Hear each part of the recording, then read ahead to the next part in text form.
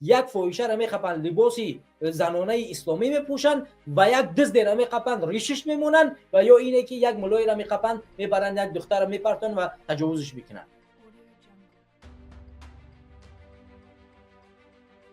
اساسی همین انجام کار اینها یعنی این همین کاری که عین حال کرده سعودیان، یعنی به شأن شرفی محجبه ها را و یا اینکه دیندارا را از بین بردن، این یک قاعده خیلی روشن و آشکار است که در قرن 19 آغاز پیدا کرد. مده‌گرایی یعنی عادی سازی یک کار. وقتی که در عصر 19 وقتی خواستن که فرهنگ لباس را در غرب عادی کنن، اینها مانند فیلم های مثلا تئاتر مثلا گالیوود هالیوود این چیزا را ساختن تا اینه که فیلم های جالب در اونجا بسازن که از او فیلم ها لباس های برهنه متفاوتی در بدن دخترها و زنها و مثلا مردم باشد و اینها وقتی که زیاد فیلم تماشا میکنن خب یک نفر مشهور میشه و وقتی لباسی عادی میشه دیگه تر دختر تام زن تمام خود میگن نه داره منم میپوشم، این عادی میشه و مردم با او جرأت میکنن همون چیزا میپوشن.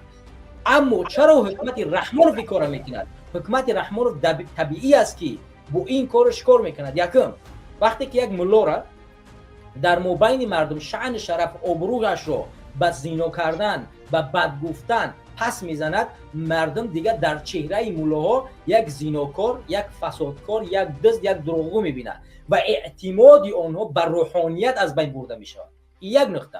نقطه دیگه، وقتی که لباسهای دینی یعنی که زنها را لباسهای مثلا محجبه را بد میکند، مثلا نشان میدهد که یک دختر با لباسی مثلا محجبه تنگ پوشیده در یک کنسرتی مثلا یک سراینده تمام بدمعاشی را میکند، رقصهای بی‌ضد میکند و او را در تلویزیون تاجیکستان در تلویزیون رسمی او را نشان میدهند و نسبت او بد میگن. و این چونی این فولبین زنی که مثلا چیکار میکنند یا اینکه حجاب در سرش دارد و یا یک فاحشه را دستگیر میکنند، اون فاحشه را روسری میپوشند، بعد میبرن در سایت دوشنبه پلیس دوشنبه چیکارش میکنن. این اساسش همین است که مردم یعنی زنها وقتی که اینها را میبینن باید احساس کنن که کسانی که امروز روسری دارن و یا اینکه میپوشن اینا فاحشه هستن و بدمعاشن.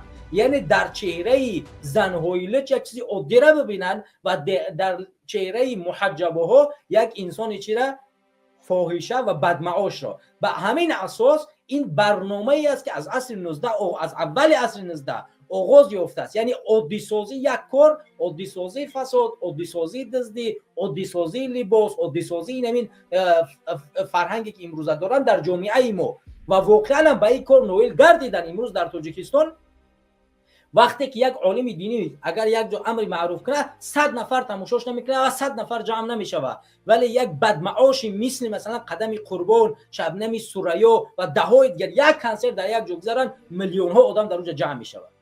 این نشاندادی چی است؟ نشاندادی بدمعاشیدن و بدمعاش کردن و سنتی گردانیدن این فساد، این مده‌گرایی در جامعه ما. اینو به این موفق شدن و این کار واقعا هم کردن و اگر سری چونین یک راه گرفتن نشود و این بدتر می شود و در چهره روحانیت ما غیر از دزد هیچ چیز دیگه ای را نمیبینیم. به خاطر اون چیزی که اینها هر روز دارن بالای چیز کار میکنن، هر روز یک فاحشه را میخپن لباسی زنانه اسلامی میپوشن و یک دزد را میخپن ریشش میمونن و یا اینه که یک ملای را میخپن میبرن یک دختر را میپرتن و تجاوزش میکنن.